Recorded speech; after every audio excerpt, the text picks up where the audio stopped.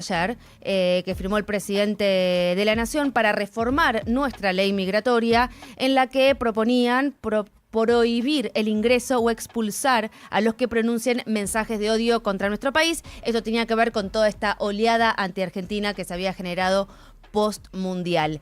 Estamos comunicados con Fabián Salvioli, él es expresidente del Comité de Derechos Humanos de la ONU, justamente para poder desglosar un poco más este DNU y ver, ¿es aplicable, no es aplicable? ¿Qué opinas, Fabián, de esto que firmó el presidente? Buenos días, acá Eleonora Pérez Caresi y toda la mesa de No Somos Nadie, te saludamos. Hola, Eleonora, ¿qué tal? Un gusto. Igualmente. Bueno, es un decreto que presenta un montón de complejidades, que yo creo que tiene más una idea de efecto simbólico en términos futboleros para la tribuna, Claro. que prácticos y reales. Por empezar, es un decreto de necesidad y urgencia que no parece demostrar demasiado ni la necesidad ni la urgencia, lo cual en sí mismo ya es una contradicción. En segundo lugar, modifica una ley, lo cual es a todas luces inconstitucional. En tercer lugar, establece criterios profundamente abiertos, y esto genera dificultades desde el punto de vista de la aplicación de una sanción. Como ustedes saben, cuando se fija un régimen sancionatorio tiene que quedar muy claramente tipificada la conducta, porque si no estamos en presencia de tipos penales en blanco, lo cual también está prohibido por nuestra Constitución Nacional.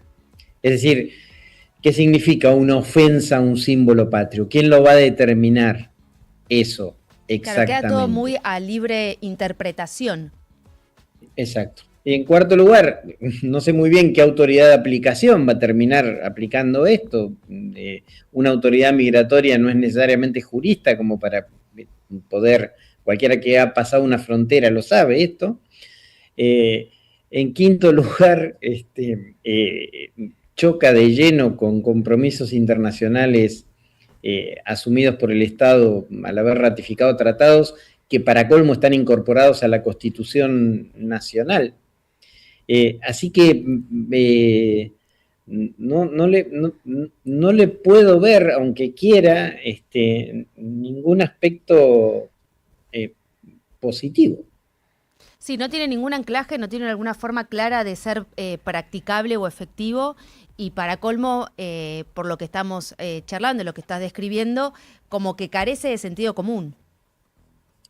Sí. Es más un golpe de efecto, entre otras cosas porque yo estoy completamente de acuerdo en combatir como se debe el racismo y la racismo. Por supuesto, obvio. Digamos, de hecho, cuando integré el Comité de Derechos Humanos de Naciones Unidas, hemos trabajado sobre casos de discriminación y de apología del odio, pero ya hay normativa suficiente en ese sentido, y en todo caso tampoco tiene demasiada lógica decir esto se aplica exclusivamente a extranjeros, digamos. Es un acto de racismo, es condenable, lo practique quien lo practique, y ya hay normativa en ese sentido.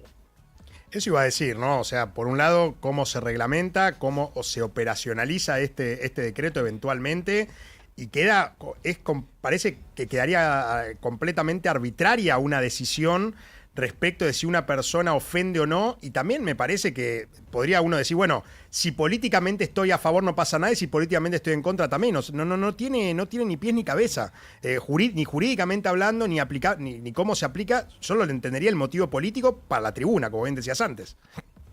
Y tiene una dificultad, además, porque salgamos del ejemplo puntual de este gobierno, porque si no, pareciera que uno apunta a este gobierno. Digamos, cualquier gobierno, cualquiera, digamos, que establezca facultades discrecionales tan amplias, se convierte en un riesgo. A mí me ha tocado en el Comité de Derechos Humanos de Naciones Unidas examinar a estados que tenían leyes que se llamaban de difamación religiosa. Entonces, eh, ustedes en el programa de radio en este momento hacen ni siquiera un cuestionamiento, emiten una opinión sobre el Islam, se considera una difamación religiosa y van presos. Claro. ¿Se entiende lo riesgoso que es el otorgar facultades discrecionales a cualquier gobierno de cualquier tipo para decidir tan ampliamente cuando alguien incurre en una conducta que se puede considerar como delictiva o no? Sí, tal cual. Tal cual. Fabián, te saco un poco del tema del DNU para hablar de lo que venía hablando Mauro hace un ratito nada más, la situación en Ceuta con esta ola de inmigrantes que llegaron a ese lugar. Se calcula que 50.000 personas ya cruzaron desde Marruecos. ¿Qué lectura vos haces en general de esta situación? Es compleja. Digamos, a mí también me ha tocado examinar a España cuando se presentó ante el Comité de Derechos Humanos y le marcamos como una de las preocupaciones el trato que se daba a migrantes en Ceuta y Melilla, incluida lo que se llamaban las devoluciones en caliente que en ese momento practicaba el gobierno. Estoy hablando del año 2016, hace una década.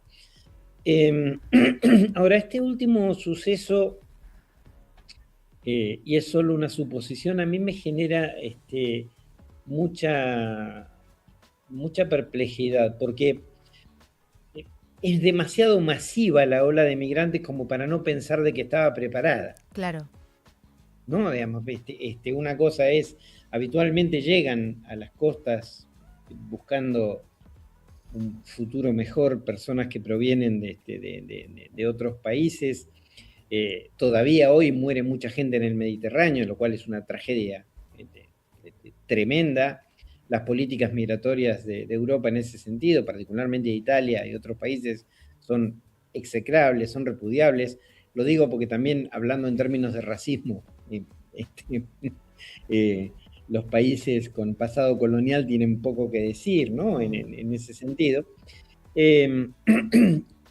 Pero esto pareciera más bien tener una intencionalidad de otro tipo, toda vez que la temática de la migración es utilizada como bandera por facciones políticas que intentan ubicar al migrante como un enemigo, ¿no? Digamos, y esto genera después multiplicaciones en redes sociales, establece tendencias electorales, en fin, demasiado complejo en términos políticos y un drama humano brutal que también es un reflejo de los tiempos que vivimos, ¿no?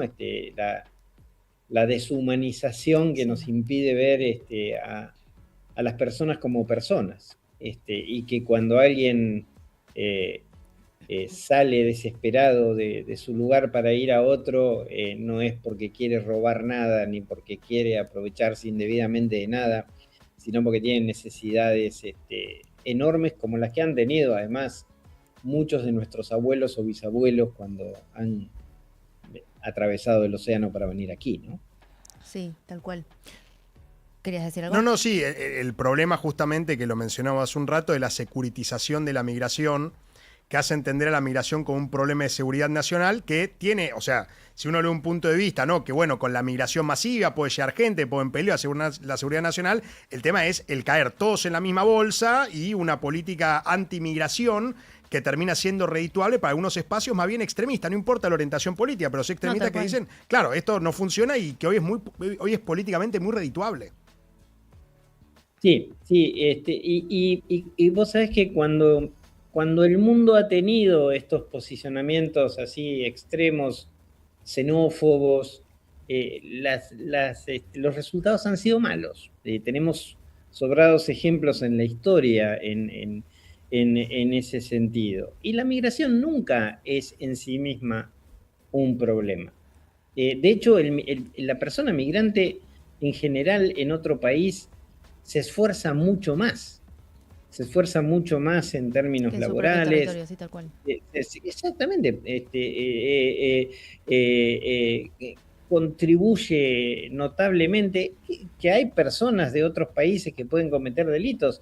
Sí, pero como hay nacionales de los países que pueden cometer delitos, y el ser migrante no implica en absoluto ser delincuente. Se estigmatiza en ese sentido, ¿no? Digamos, y hace evitar las discusiones que hay que dar, ¿no? Digamos, yo soy docente universitario, entonces se discute y dice muy bien que los estudiantes extranjeros paguen para que los profesores tengan mejores sueldos. A ver, digamos, a mí que haya 3 extranjeros en la clase donde tengo 10 nacionales, no me cambia la ecuación. Yo tengo que dar clase igual, el esfuerzo que tengo que dar y que tengo que hacer es el mismo. Y de hecho, además, tener una multiculturalidad adentro de las aulas siempre es algo muy Positivo. valioso y muy claro. Lo que sucede es que garantizar la educación es una obligación del Estado. Y a mí, digamos, es el Estado el que me tiene que garantizar un buen sueldo, no el migrante. Porque supongamos que no hay migrantes. Y entonces, ¿quién me paga? Digamos, el hecho de que un 3% de las personas que son migrantes se atiendan en hospitales públicos de este país, no quiere decir de que ellos tienen la culpa de que no haya gasas en los hospitales. No, me explico. Sí. Hay una intencionalidad en instalar esa creencia. Por esto que decíamos antes, del inmigrante es el otro, el enemigo, el que viene a invadirme. Sí, y eso desvirtúa o evade llevar adelante el debate que tenemos que tener. Y esto tampoco tiene que ver ni siquiera con cuestiones de liberalismo o antiliberalismo, digamos, porque la Constitución Nacional nuestra, que es profundamente liberal, a menos que se considere que Juan Bautista Alberdi era marxista, ¿no? Cosa que sería ridícula, dice claramente que hay que promover el bienestar general para todas las personas que deseen habituar el suelo argentino. Exactamente. Así que eso es el preámbulo. Fabián, muchísimas gracias por tu claridad, por tu tiempo y esta charla con nosotros. Les mando un gran abrazo. Abrazo. Fabián Salvioli, expresidente del Comité de Derechos Humanos de la ONU.